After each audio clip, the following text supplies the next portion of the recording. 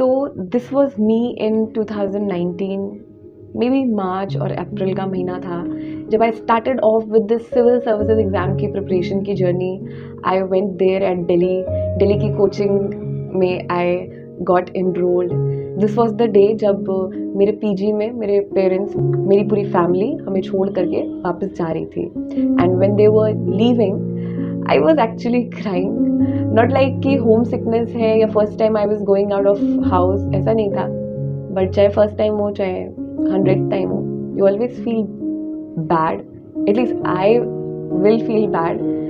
तो जब वो जा रहे थे तो अच्छा नहीं लग रहा था. And I was crying. I was also crying क्योंकि एक नई जर्नी की शुरुआत हो रही थी, तो उसकी भी थोड़ी सी टेंशन थी कि कैसे क्या रहेगा. आई स्टिल रिमेंबर कि मेरे साथ मेरे मम्मी पापा भी रो रहे थे. They were also having tears in their eyes and they were like consoling me and all, and I was also crying. तो वो पहला दिन याद है कि जब वो फिर चले गए थे. उसके बाद मेरी प्रिपरेशन कैसे स्टार्ट हुई थी. बहुत सारा एंथुजियाज़म था, बहुत सारी एनर्जी थी, बहुत ज़्यादा मोटिवेशन था, सब कुछ था. एंड साथ साथ में ये भी था कि अपने पेरेंट्स को बहुत ज़्यादा प्राउड फील कराना है, उनको बहुत ज़्यादा हैप्पी फील कराना है, एक दिन एग्ज़ाम क्लियर करना है और बिल्कुल प्राउड ही फील करा देना है. But 4 years down the line here I am, still proud feel नहीं करा पाए, स्टिल हैप्पी फील नहीं करा पाए. तो इस चीज़ को लेकर के कि I was not able to make my parents proud, I use to have lots and lots of guilt. बहुत सारा गिल्ट था, बहुत सारा पेन था. एंड वही फीलिंग थी कि I have let them down and blah blah blah. So अभी तो इस इमोशन को एटलीस्ट आई कैन रिकॉग्नाइज कि इट वॉज गिल्ट. अभी तो आई कैन स्पीक. बट उस पॉइंट पे तो इतना सब कुछ दिमाग में चलता था तक कि ये भी नहीं समझ आता था कि ये गिल्ट है या क्या है. There were basically so complexity in my mind. There was so many emotions and I was just not able to process all those emotions.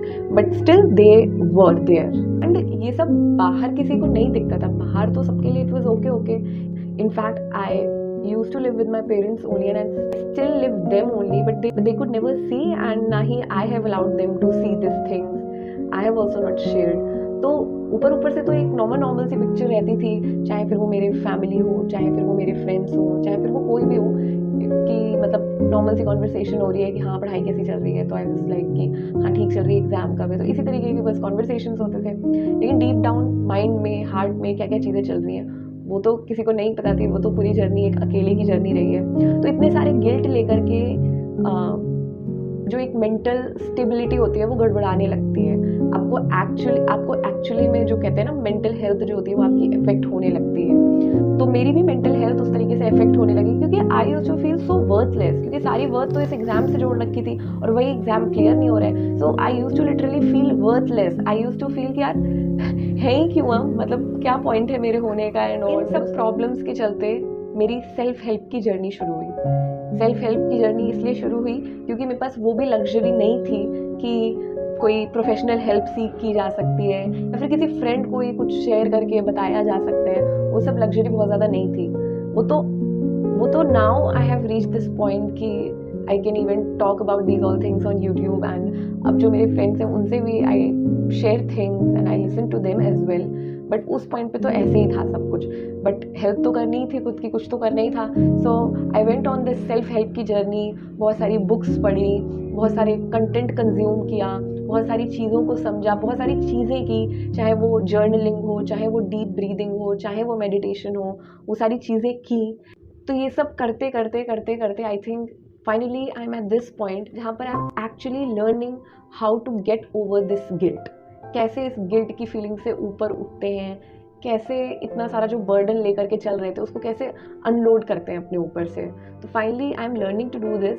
So I finally learn कि how to gracefully accept your failure, how to be okay with your failure, how not to make it so big. And इस point पे मेरे अंदर कुछ नहीं आता कि किसी को प्राउड फील कराना है, किसी को हैप्पी फील कराना है, क्योंकि बहुत सालों तक ना ये जिम्मेदारी जो थी वो ले रखी थी. एंड उस चक्कर में ये जो प्राउड फील कराने के चक्कर में जो ये जिम्मेदारी ले रखी थी ना, उसी चक्कर में एक्चुअली प्राउड फील नहीं करा पाए. क्योंकि प्राउड फील कराना ज़्यादा बड़ा हो गया और हैप्पी फील करना तो भूल ही गए. एंड जब आप हैप्पी फील नहीं कर रहे हो तो आप चीज़ें कर ही नहीं पाओगे, और जब आप चीज़ें नहीं कर पाओगे तो क्या ही कोई आपसे हैप्पी होगा, क्या ही आपसे कोई प्राउड फील करेगा। So I have learn this hard lesson इतने टाइम बाद, जो कि पहले नहीं पता था कि जो ये प्राउड फील कराना होता है या किसी और को हैप्पी फील कराना होता है, ये ना एक बाई प्रोडक्ट होना चाहिए कि आप हैप्पी हो, आपने कुछ चीज़ें की, उसके बाई प्रोडक्ट के रूप में, उसके एडिशनल एडवांटेज के रूप में कोई आपके काम से या आपसे हैप्पी फील कर रहा है या प्राउड फील कर रहा है। बट अगर स्टार्टिंग पॉइंट ही वो है ना, तो बहुत बड़ी गड़बड़ है। तो मेरे जो पेरेंट्स हैं उनसे जब भी इन बातों से रिलेटेड बात होती है, आई फील कि उनको बुरा लग रहा है, आई फील कि वो अच्छा फील नहीं करें, एंड वो पॉइंट्स जो होते हैं ना, वो मेरे ट्रिगर पॉइंट होते हैं। तो आज जो मेरे साथ हुआ वो वही वाला ट्रिगर पॉइंट हुआ। पहले तो इसलिए बहुत ज़्यादा आई यूज टू फील बैड कि वही सब गिल्ट फिर से लगने लगते थे कि यार shit, I was not able to make my parent feel proud, I couldn't make them happy, मेरे से ये नहीं हुआ, मेरे से वो नहीं हुआ, मैं तो इतनी बुरी हूँ, और ऐसे करके होता था। अभी जो बुरा लगता है वो इस चीज़ का लगता है कि क्यों जो पेरेंट्स हैं वो नहीं समझ पाते हैं कि जो वर्थ होती है वो किसी डीएम की, किसी पीएम की, या किसी मतलब प्रोफेशन की नहीं होती है। इंसान की वर्थ जो होती है वो ज़्यादा बड़ी होती है। क्यों वो ये चीज़ नहीं समझ पाते हैं कि जो रिस्पेक्ट है उससे बहुत बड़ी चीज़ है हैप्पीनेस। क्यों वो ये चीज़ नहीं समझ पाते कि वैलिडेशन से बहुत बड़ी चीज़ है लाइफ। तो इस चीज़ का अभी ज़्यादा बुरा लगता है कि वही थॉट प्रोसेस चलता है कि यार क्यों नहीं समझ पा रहे हैं, काश समझ पाते एंड ऑल, ऐसे करके लगता है। पर आज ना एक नया थॉट आया, और वो थॉट ये आया कि लेट इट बी। पेरेंट्स हैं, उनको नहीं समझ आ रहा है, उनका माइंड उतना ओपन नहीं है, सो लेट इट बी। क्योंकि ये बहुत ज़्यादा इंपॉर्टेंट है ही नहीं कि पेरेंट्स समझ पा रहे हैं या नहीं, कि पेरेंट्स उस जो थिंकिंग है उस थिंकिंग से ऊपर उठ पा रहे हैं या नहीं। पेरेंट्स या कोई भी इंसान, आपके फ्रेंड्स या कोई भी है, वो कर पा रहे हैं या नहीं, वो इतना इंपॉर्टेंट नहीं है। इंपॉर्टेंट ये है कि क्या आप उस थॉट से ऊपर उठ पा रहे हैं। क्या आपने सच में ये रियलाइज़ कर लिया कि रिस्पेक्ट से बड़ी चीज़ होती है हैप्पीनेस। क्या आपने सच में ये रियलाइज़ कर लिया कि वैलिडेशन से बहुत ज़्यादा इंपॉर्टेंट होती है लाइफ। क्या आपने एज अ ह्यूमन अपनी वर्थ देखनी शुरू कर दी है। पेरेंट्स ना भी देख पाए, पहले तो शुरुआत आपसे होगी ना कि आप वो चीज़ कर पाओ। उनके पास तो वो लग्जरी भी नहीं थी कि वो अपना माइंड इतना ओपन कर पाते, लेकिन हमारे पास तो इतने सारे एक्सपीरियंस हैं, हमारे पास तो इतना एक ओपन सोसाइटी हमारे अराउंड क्रिएट हुई है कि एटलीस्ट हम तो उतने करेजियस हों कि हम इन सब चीज़ों को समझ पाएँ। उन्हें कभी समझना होगा तो वो शायद वो भी समझ जाए, बट कम से कम हम तो इस चीज़ को मतलब सच में समझ पाएँ कि एक एग्ज़ाम की सक्सेस या एक एग्ज़ाम की failure is not equal to failure in life या सक्सेस इन लाइफ। एग्ज़ाम में फेल होने का मतलब ये नहीं है कि आप लाइफ में फेल हो गए हो, जो कि अक्सर फील होने लगता है। In fact I have been into this feeling for so many years and I think I'm still trying to overcome this feeling. तो इम्पॉर्टेंट यही है कि एटलीस्ट आप इस फीलिंग से ओवरकम करो, एटलीस्ट आप इन चीज़ों को रियलाइज़ करो। चाहे आपके पेरेंट्स, आपके फ्रेंड्स ना भी समझे, दैट्स ओके। उनको जब समझना होगा समझेंगे, पर आप तो ज़रूर समझो अगर आप अपनी हेल्प करना चाहते हो, अगर आप चाहते हो कि आपकी लाइफ में चीज़ें बेहतर होनी शुरू हों। एंड आई नो कि ये सिर्फ मेरे घर की कहानी नहीं है। अक्सर हमारे जो पेरेंट्स होते हैं वो हमसे बहुत प्यार करते हैं, उनके इंटेंशंस हमारे लिए बहुत अच्छे होते हैं, बट चाहे प्यार हो चाहे इंटेंशन हो, वो अपने ही तरीके से एक प्यार करते हैं, वो अपने ही थॉट प्रोसेस के लिमिटेड दायरे में हमारा अच्छा या बुरा समझते हैं। ज़रूरी नहीं है कि जो वो अच्छा बुरा समझ रहे हैं वही हमेशा अच्छा बुरा हो, और ये भी समझना चाहिए कि वो भी इंसान है, वो भी इंसान है, उनके अपने खुद के ट्रॉमास होते हैं, उनकी अपनी जर्नी होती है, एंड वो उस जर्नी के हिसाब से जैसा भी जो सही समझते हैं, जो गलत समझते हैं वो करते हैं। बट एटलीस्ट हम उतने करेजियस होने चाहिए कि हम अपने डिसीजन खुद ले सकें, हम अपने आप को ये बता सकें कि क्या सही है क्या गलत है। हम इतना ज़्यादा इन्फ्लुएंस ना हो, चाहे फिर वो हमारे फ्रेंड्स हो, चाहे फिर वो हमारी फैमिली हो, पेरेंट्स हो, एल्डर्स हो, या कोई भी हो, हम इतनी जल्दी उनसे इन्फ्लुएंस ना हो। हम इतनी जल्दी ये ना सोचें कि हमें उन्हें प्राउड फील कराना है, फिर हम ये ना सोचें कि अरे हम उन्हें प्राउड फील नहीं करा पाए, फिर हम उसमें गिल्ट्स में ना चले जाएं कि हम उनको खुश नहीं कर पाए, हम ये नहीं कर पाए, हम वो नहीं कर पाए, उन्होंने हमसे कितना कुछ उम्मीद रखी हुई थी। So I think I really want to tell myself, I really want to say this thing to myself and to anyone जो इस चीज़ से relate करता है कि it is high time, it is actually high time to take the front seat, to take that driving seat, to drive your own life, to see कि कौन सी चीज़ें हैं जो आपको सच में खुशी देती हैं, to see कि कौन सी चीज़ें सच में आप करना चाहते हो।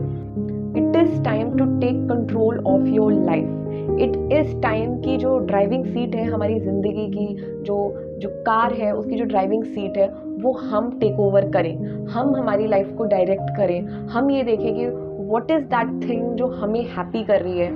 हम ये देखें कि कौन सी चीज़ें हैं जो हमें सच में खुशी दे रही है, कौन सी चीज़ें हैं जो हम खुशी खुशी कर पा रहे हैं, कौन सी चीज़ें हैं जो हम सच में करना चाह रहे हैं, चाहे फिर वो एग्ज़ाम करना हो या एग्ज़ाम को छोड़ना हो। एंड ऑफ कोर्स इन सब चीज़ों के जवाब इतनी जल्दी नहीं मिलेंगे, इन सब जवाबों को ढूंढने के लिए पेशेंस रखना ही पड़ेगा।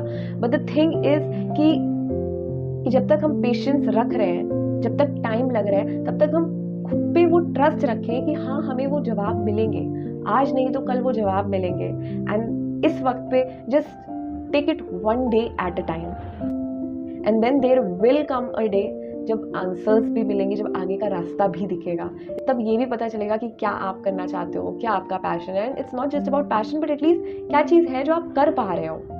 सो I have been through this thing of holding so many guilts, of having this all desire कि प्राउड फील करना है एंड ऑल, जिसमें आप अपनी खुद की हैप्पीनेस लूज़ करते हो, जिसमें आप कहीं ना कहीं भूल जाते हो और सही से डिसीजंस भी नहीं ले पाते हो। आपके डिसीजन जो होते हैं वो इन्फ्लुएंस्ड होते हैं और लोगों से।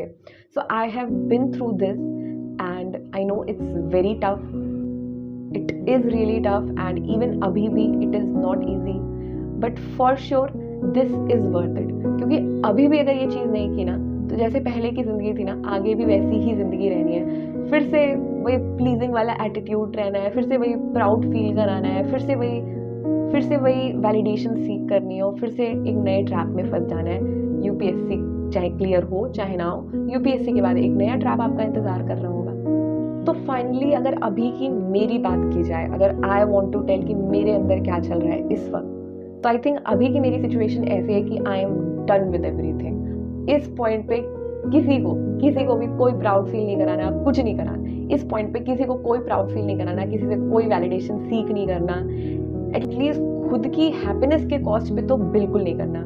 मेरी लाइफ के शायद 22-23 ईयर्स काफ़ी हद तक ऐसे ही निकल गए in that zone of making others proud, in that zone of making other person happy. But अब से आई एम ट्राइंग कि ऐसा ना करें, क्योंकि इस चीज़ में दूसरों को खुश करने के चक्कर में I have lost so much on my own happiness. And इतना सब करने के बाद भी I was not able to make others happy.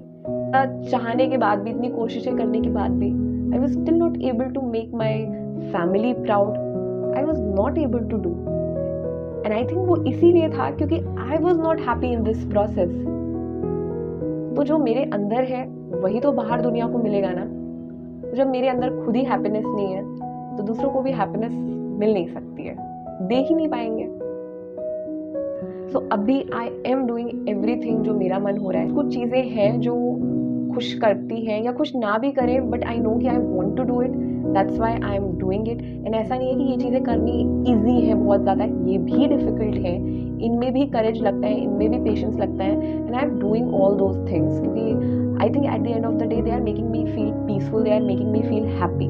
अब इस प्रोसेस में कोई और प्राउड फील कर लेता है मेरे ऊपर, इस प्रोसेस में कोई और हैप्पी हो जाता है मेरे से तो ठीक, कोई नहीं होता है तो भी ठीक। Having said that, at the same time I love my family very much, I love my parents very much, and I really want them to feel proud. I really want कि हाँ वो खुश रहें, वो प्राउड फील करें। I want everything, पर यही है कि अब अपनी खुशी के कॉस्ट पे वो सब नहीं करना है। एंड वो चीज़ें भी होंगी, कभी ना कभी ज़रूर होंगी, बट अपनी खुशी के कॉस्ट पे नहीं करना है। खुद को खुश रखते हुए और लोगों को खुश करना है, खुद का ख्याल रखते हुए और लोगों का ख्याल रखना है, खुद को सेटिस्फाइड, खुद को प्राउड फील कराते हुए और लोगों को प्राउड फील कराना है। एंड एक चीज़ तो पक्का है कि जब हम इस एग्ज़ाम में होते हैं ना तो हमारा माइंड बिल्कुल इनक्लोज्ड हो जाता है कि सारा सम्मान इसी से मिलना है, ज़िंदगी इसी से बदलनी है। बट ऐसा नहीं है। सिर्फ सिविल सर्विसेज एग्ज़ाम आपके पेरेंट्स को रिस्पेक्ट, सम्मान ये सब नहीं दे सकता है, और भी चीज़ें हैं। बट एटलीस्ट हम अपना माइंड तो खोलें, and specially at this time जहाँ पर इतनी सारी करियर अपॉर्चुनिटीज़ हैं, तो कोई भी चीज़ जो आप खुशी से कर रहे हो उसमें धीरे धीरे करके ग्रो करते हुए एक पॉइंट ऐसा ज़रूर आएगा जब पेरेंट्स भी प्राउड फील करेंगे। पर वो एक ओल्ड जनरेशन से हैं, उनको नहीं समझ आता है इतना सब, उनका माइंड इतना ओपन नहीं है। बट एटलीस्ट हम तो अपने माइंड सेट पे वर्क करें, एटलीस्ट हम तो अपने माइंड को ओपन करें।